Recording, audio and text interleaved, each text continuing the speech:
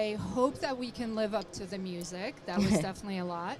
But we're really excited to have you here. My name is Anna Tertitsa. I'm a partner in KPMG France, focused primarily on transformation delivery and helping our clients achieve the best version of their project that they're hoping to make happen. And I'm really excited to have with me Nawal El Habouli, Vice President, Master Data and Solutions from Danone. And we can't wait to tell you a little bit more about what we at KPMG think is the type of emblematic project and the type of emblematic transformation initiative that our clients and more of the world needs to see. So we will be here to shine a light on a very different angle of prosperity, in this case, workplace prosperity. And maybe let's get started.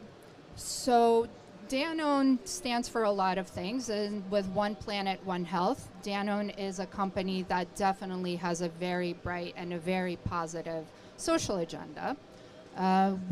One of the things that we don't necessarily hear so much about, though, is what happens inside.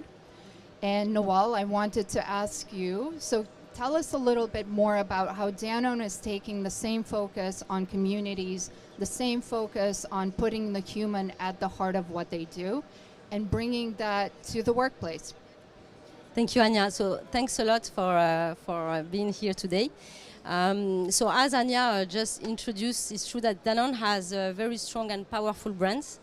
Being a B Corp company certified, we really think that sustainability is critical to business and to the economy. We also have this embedded into everything we do in the company.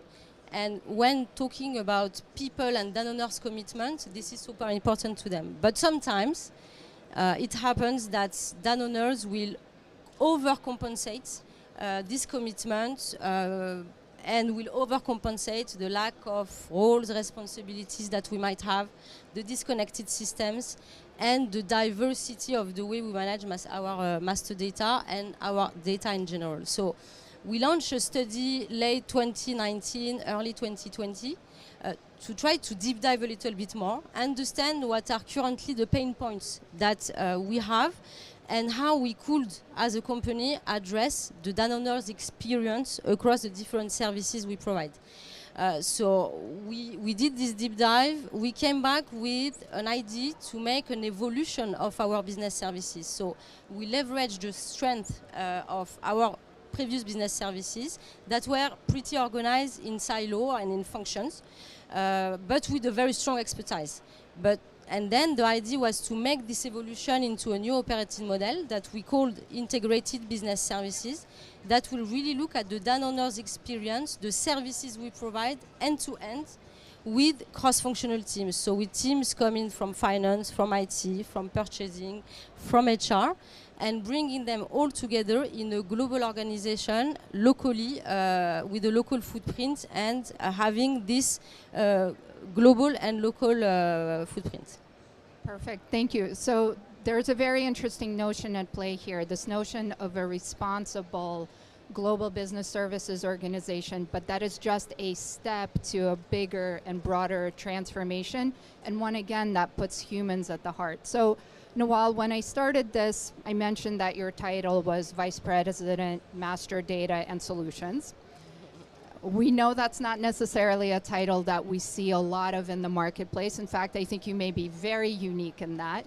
But can you explain a little bit more how this different mindset and this different way of thinking about your role actually contributes to redefining the experience of Danoners in the workplace and building on top of the backbone that our first work, our backbone of business services really put in place? Thanks for the question. So Anya and I and KPMG and Danone with KPMG is a story of 2 years now. So Anya, you know us, you know that sometimes we can be surprising. We embrace creativity, but the decision to have put master data and solution under one leadership is really a conscious decision. So we have the humble but still very motivating ambition to step change Danone's experience across the company, so at global and local level. And today, in everything again we do, we have to deal with process harmonization and ways of working. We have to deal with a strong backbone in terms of tech and data and with people. So having these three for us is the pillar of bringing solutions to Danone, services to Danone, and having the control, again, at global level and local level of the master data enable us to have a kind of end-to-end view and to break the silos. So if I take a concrete example, the Fonda platform that we are currently deploying and developing with the partnership of KPMG, and that is leveraging ServiceNow technology, is completely at the core of what we are trying to do. So we are trying to break the silos between the different functions and having a unique Danone's experience. So I am a Danone. Any question I have, I go to this one-stop shop platform that will help me get a better either service, either a direct answer to my question. So for us, this type of platform makes a lot of sense into having one leadership that combine all the different aspects of this transformation. So that's why we decided to do that. It's a bit different from what other business services organizations are performing. But so far, it's working pretty well. And just to illustrate, I think when we selected this as a look at a different way of prosperity, a lot of what we do at work is really defined by our experiences. And I think we've all lived this moment where you want something and you can't get it. So what we're actively trying to do as part of this project is actually you ask, you find. Whatever it is that you need, it's your fingerprints. You're not losing time. You're not losing energy. You're not trying to find the right person to answer a question. You're fully empowered to take charge of the work that you're doing.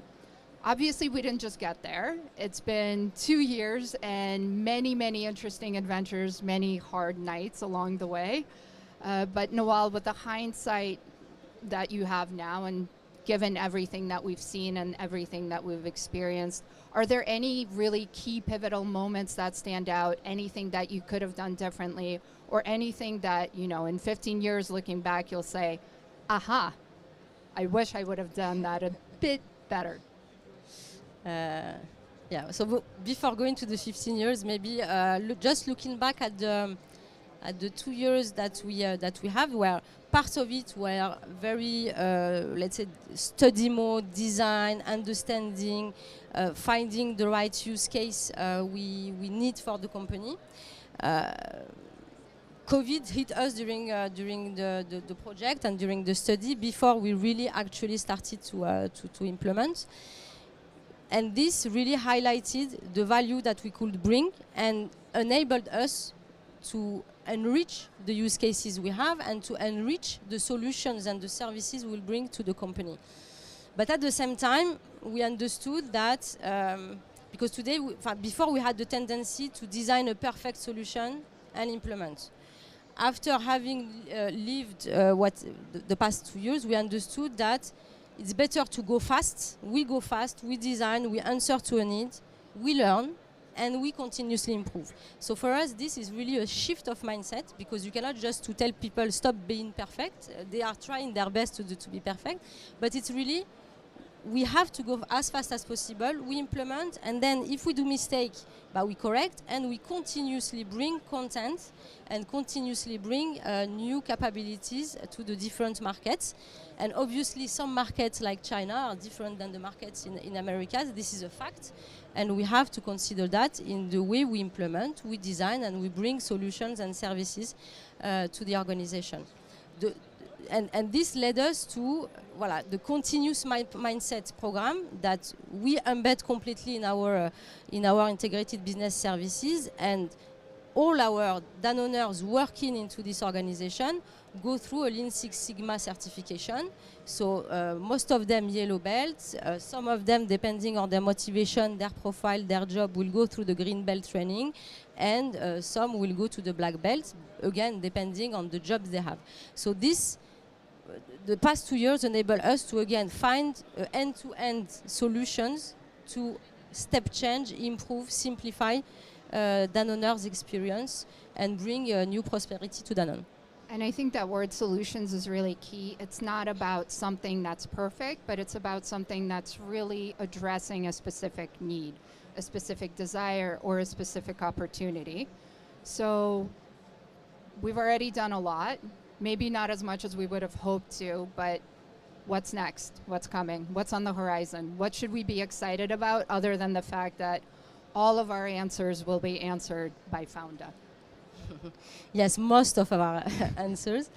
But you know me, I'm very pragmatic and down to earth. The first, for us, it's the beginning of the journey. The first thing is we will bring this Founda platform to all Danoneers across the company. We need to make sure that the content remains relevant, is accurate, and that the capabilities we bring to each market, even if we have a consistent backbone that is the same for all geography, still allows a local footprint and local, let's say, adjustments of the services and solutions we provide. So this is the first thing. Second thing that we need to do is step change and bring the state-of-art master data, meaning behind we put bringing, harmonizing and structuring all the master data of the company into one platform that will be globally managed with the local footprint to, again, enable each of the Danoners that needs the data somewhere in the company have accurate, complete, and available data all the time. Last point that we have in our next short-term agenda is automation. So automate to the max to be able to, again, unlock the Danoneers experience and ensure that whatever they do is designed and built for their core activities and take the burden out of their shoulders. Voilà, so in a few words, that's the 3 priorities we have in the next phase. Perfect. And thank you so much. And again, just to wrap up, for us, what makes this relationship really special is that it really is at the heart of what we do. It's taking our focus to become a B Corp company as well and combining it with technology to make sure that we don't necessarily see all of the mechanics, all of the heavy machinery that happens below and that happens kind of behind the scenes. But what you receive at the end is something that's not frustrating, something that's delightful, and something that makes you feel that you're going to a workplace that enjoys you, that empowers you, and really a place that allows you to be the best version of yourself.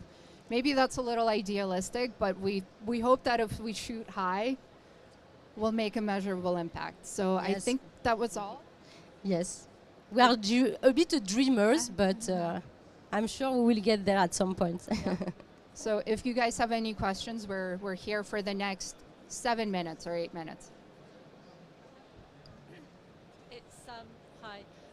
In terms of the questions that you can ask on this platform, how detailed can it go, and how diverse a question can you ask this platform? I find it kind of like quite difficult to imagine how granular you can go with your question. If you could give some examples of the kinds of questions it's able to reply to.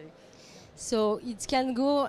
So what we are trying to do is to make it as an ambition as diverse as possible, but obviously to start with, we take the really core questions that a Danoner has, either on his payroll, either on how to create a supplier, either on how to get information of a purchasing order or an invoice that they have.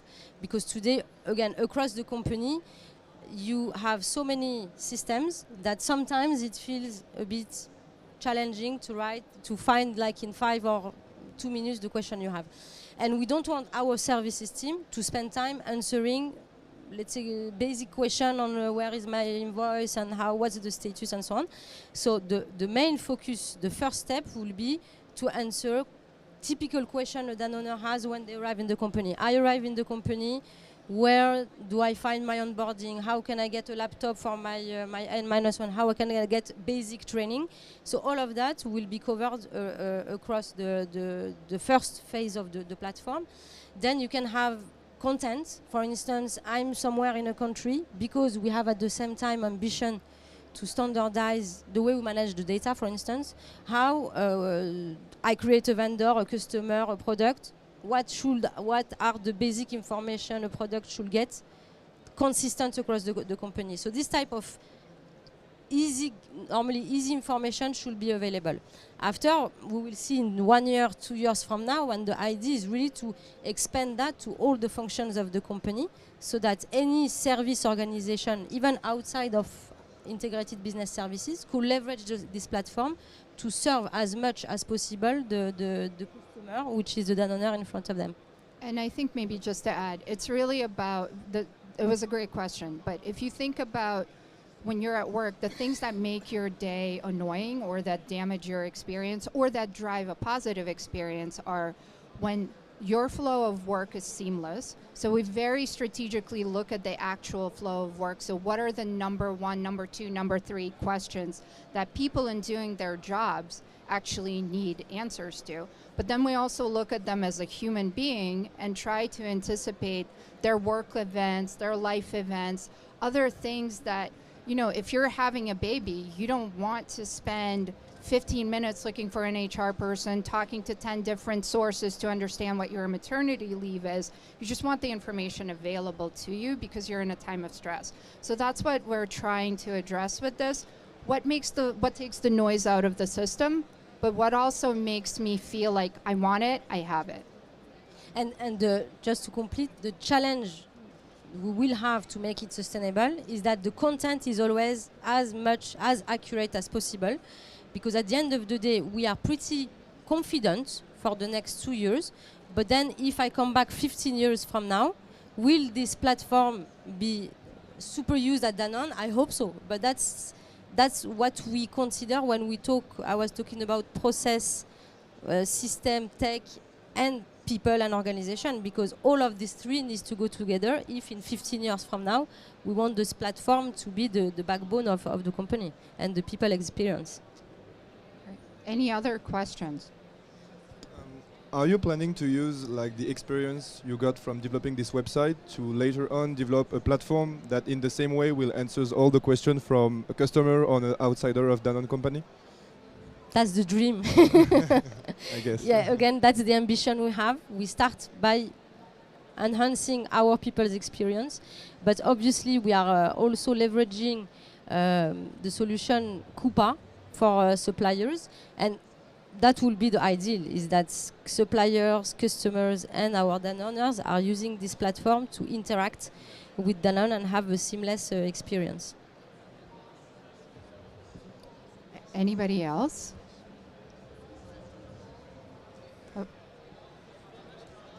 How to make it sustainable, eco-conceived? How to make it sustainable? This platform. Yeah.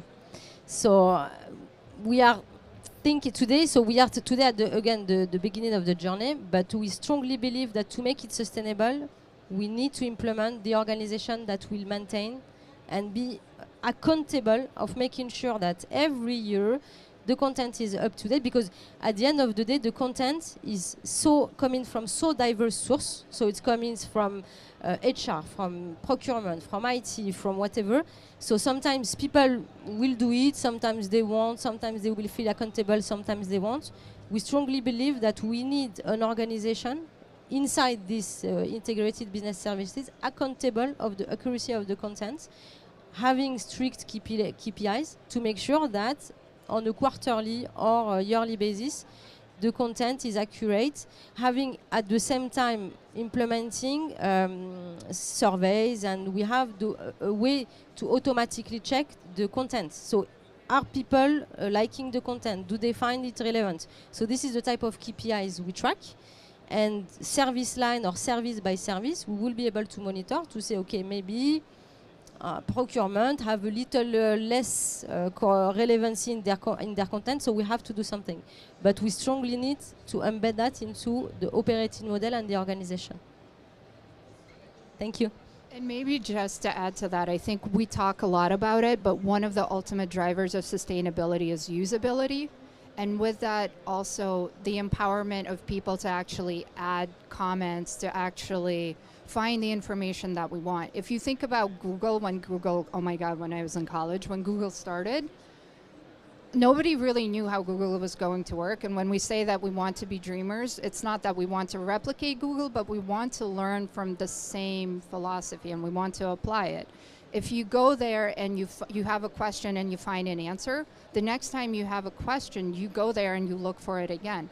So it's teaching people and giving them the confidence that the information that they need will be available, and then ultimately serving them that experience that says, oh, hey, I actually just looked for something and it appeared. I didn't have to click through 15 different things.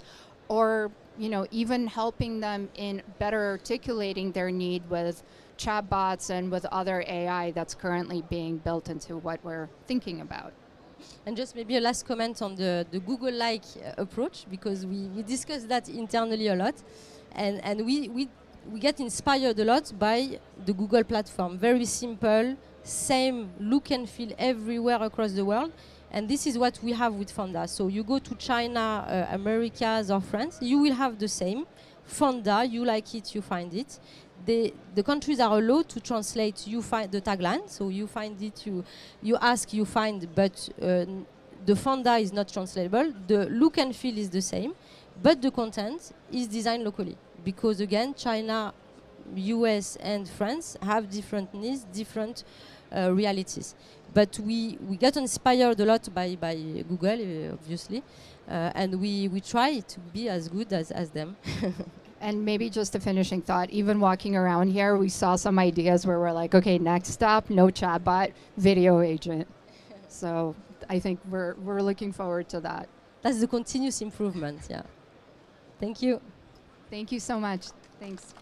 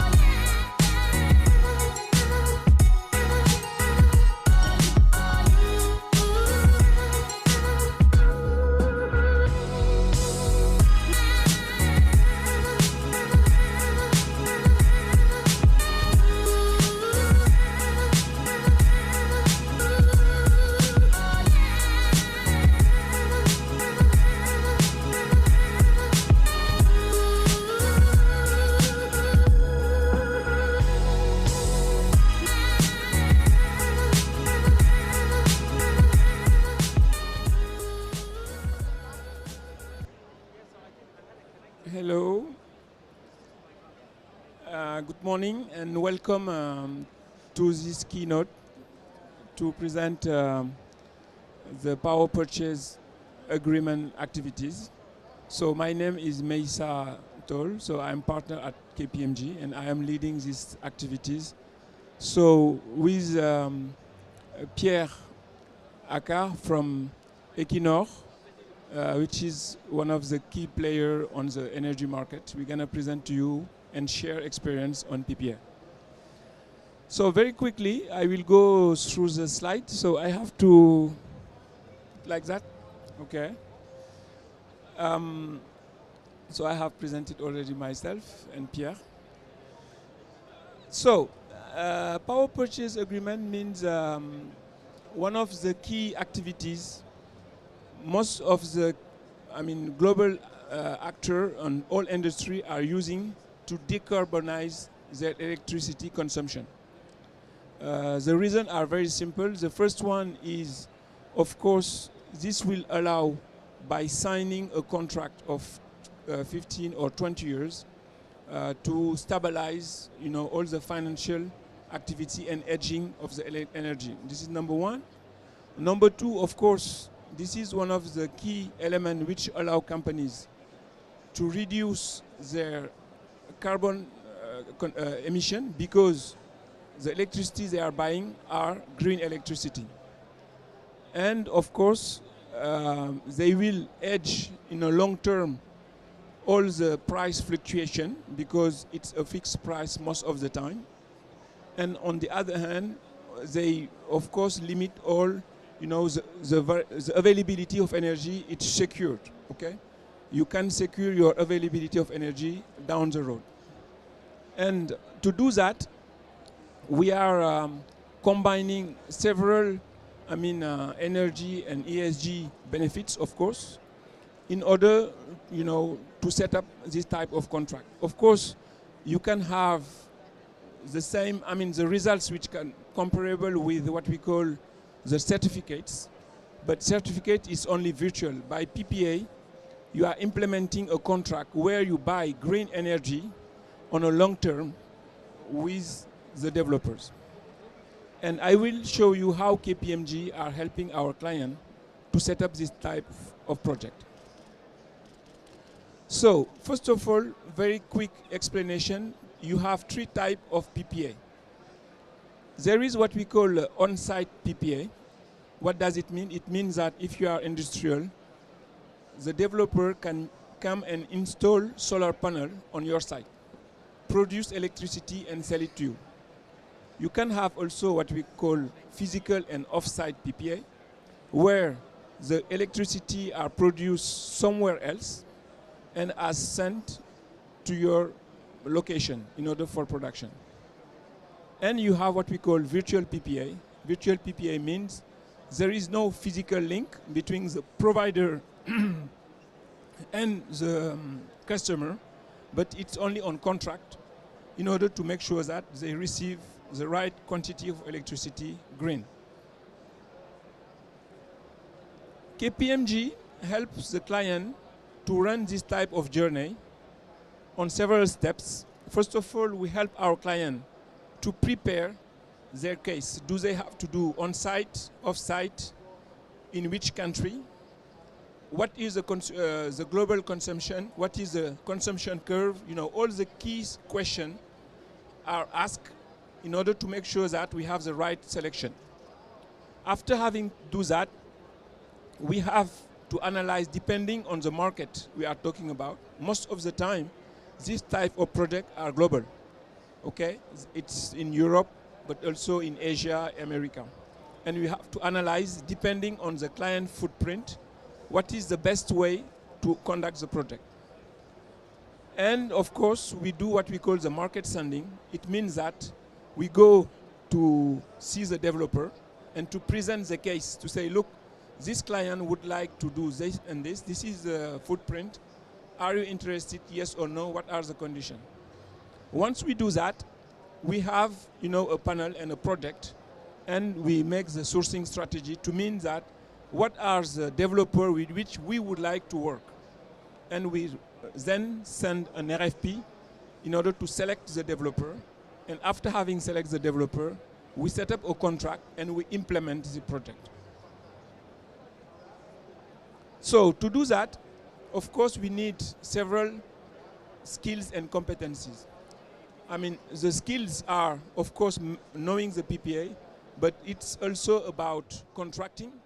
It is about also accounting, because most of the time it is big amount, of capex and opex, and this may have some impact on balance sheet. And with the accounting, we have all the services to help company to make it off balance sheet. And finally, of course, we have to monitor this project because they are a very complex project. So this is one example where we have helped one of the key clients called Forestia. Last year, we were here with Forestia presenting their case. And KPMG has helped Forestia around the world in 30 countries to implement this type of project. So the Forestia case was on-site PPA covering 200 sites around the world. So I will hand over to Pierre to present what they are doing as a developer. Pierre. Thank you, Melissa, for the great introduction to PPAs. Can we just connect the computer to the HDMI? So, yeah, my name is Pierre Akar. I'm a senior investment analyst at Equinor Ventures, the corporate venture capital fund of Equinor. And I will try to show some concrete example of how we use PPAs in our strategy to become an energy major in the energy transition. Just a few facts about Equinor. We are a Norwegian oil and gas and historical oil and gas company, but now transforming into an energy company. We have 20,000 employees represented in about 30 countries. We have about 2 million barrels of oil equivalent produced per day, but we are rising very quickly on the electricity side, and we now have 1.5 gigawatt hours of production, but that should be multiplied by 10 or 20 in the next 10 years. And that's where PPA will play important role. Just about the value chain we cover, we are integrated from upstream to downstream, and especially in the marketing and trading. That's where we are looking at PPAs to be able to market our power that we produce. So as we are moving toward the more energy and electricity market, we will rely more and more on PPAs to engage with customers and also hedge our production and projects going forward. That's why we looked at ways to do that, and we have acquired a company called Danske Commodities in 2019, which is specialized in commodity trading and especially in PPAs. They do a lot of kind of PPAs, and they are our, let's say, arm to develop this market. Just about Danske Commodities, they manage about 7 gigawatt of assets as of today, and they have coverage in more than 30 countries, and they are totally owned by Equinor as of today. They are active in 40 markets, as I said, and for Equinor, it's very important to now that the market has been at the beginning relying on subsidies, but it's more and more turning towards something more based on the profit of the project themselves. So that's where the PPA are going to play an important part.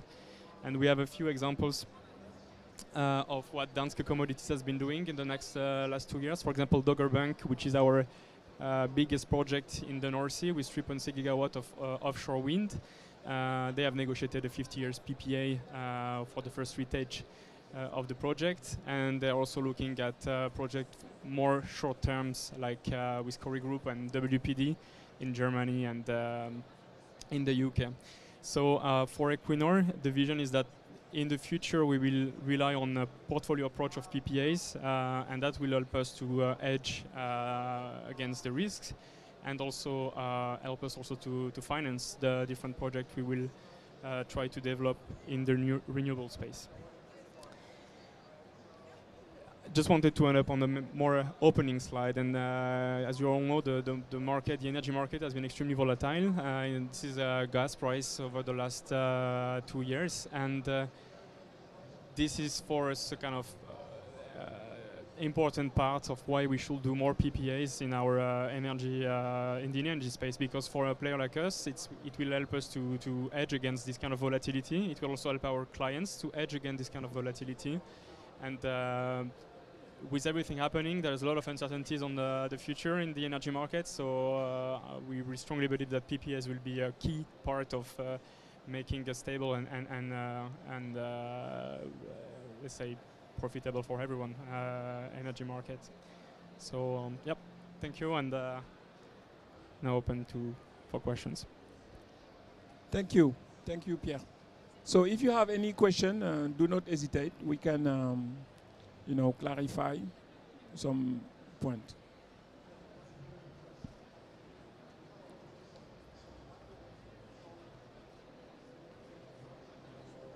You have a question?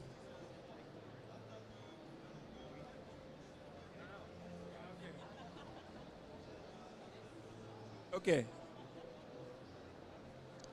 Thank you so much for your presentation. I have a question regarding what kind of PPA do you think that is the most relevant one in terms of financial PPA, physical PPA, load curve, a flat curve depending on the consumption of the client. Which is your experience on this business and the trends that we can find in the markets? I can give a quick overview, and after I will let Pierre. So the virtual PPA, depending on the client profile, we have to select the right PPA. Okay, this is number one. Number two is depending on the amount of energy you need. Also, we have to select. For example, the on-site PPA is only to cover 10% of the need, generally speaking. And if you would like to cover 100%, you have to mix on-site, if possible, with off-site. Okay? Now, talking about the virtual PPA, it depends on the country regulation. Because some country, the virtual is not possible. And the virtual means also on the country to have the right connection and agreement on a region. For example, in Europe, you can do it. In the US, it will be more complicated. And in Asia also, it is more complicated. But depending on the region, you have to mix between on-site, off-site, and the virtual one. So there is not one which is completely answering to 100% of the case. Okay?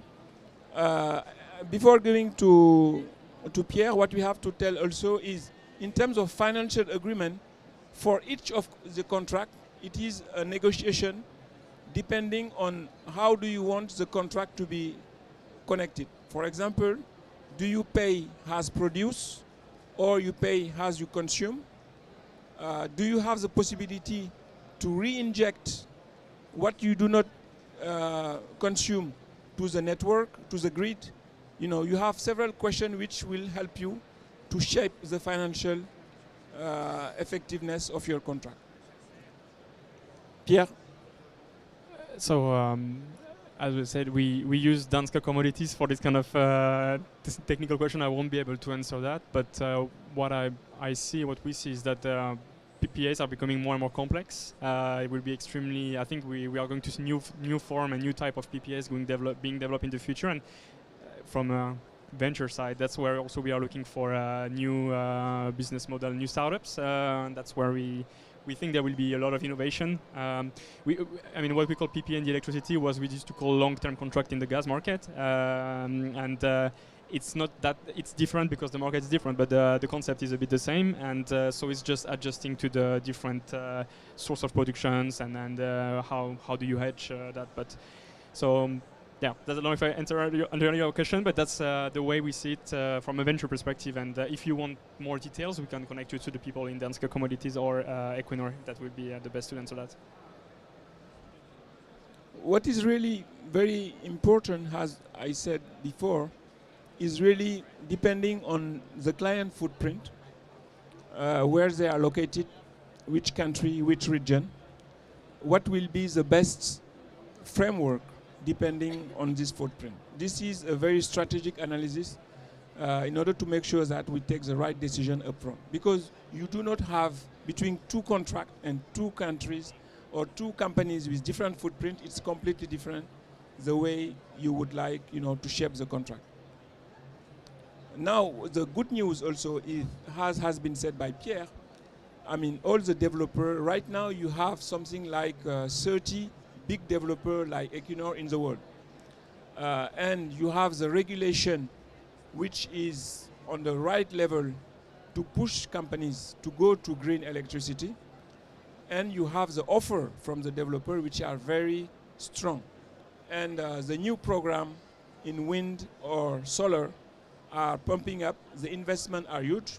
You have also new private equity companies which are, like BlackRock or something like that, and funds. They have dedicated funds to that. So the market is really, very dynamic on this area. Okay, so thank you very much for your time, and do not hesitate if you have any question. We can answer that offline. Thank you very much. You. And thank you KPMG for the invitation. Thank you.